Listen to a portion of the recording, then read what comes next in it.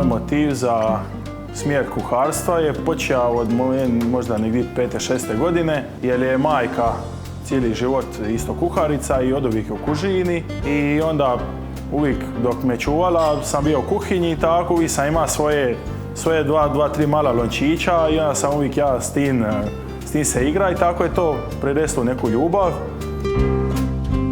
Završio sam kuharsku školu u Šibeniku. Već 7 godina radim, znači nakon škole radim u kuharstvu i uvijek negdje probam naći nešto za učiti se dalje, za naučiti nešto više i tako idem na takmičenja. Kuharstvo definitivno ima budućnost veliku. Tehnike sa strane, kuhinje, orijentalna, naša domaća, mediteranska. Imamo dobru namirnicu, frišku ribu, lignje, škampe. Znači, nema granice.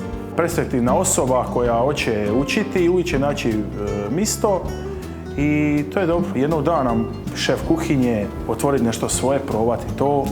Pa s naučnicima moraš biti blag, nećete odmah razumjeti na prvu sigurno, moraš biti staložen, ponoviti ako treba 5 puti, a ako vidiš da ima on neku volju u budućnosti, to. Znači da se interesira, da uči, onda je to i meni motiv, kao i svakom drugom ko ajmo reći, znanje širi dalje. Naučnik kad počne, znači iskustva su mu niska, skroz niska, znači od početka.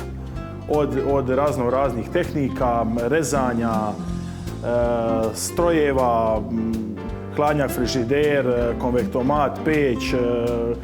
Znači, prvo se mora u to uputiti i naravno pregled.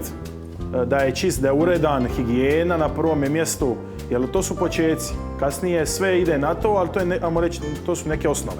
Puno radimo u školi, na praktičnoj nastavi, u restoranima.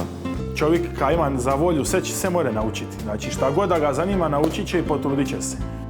Da je odgojan, da je pristojan, da ima volju i kasnije se dolazi samo sebe. Onda je meni zadovoljstvo raditi s njim i učiti ga i govoriti mu kad on se trudi, prati i želi bolje. I to je nama isto jedan plus što imamo priliku biti sa takvom djecom.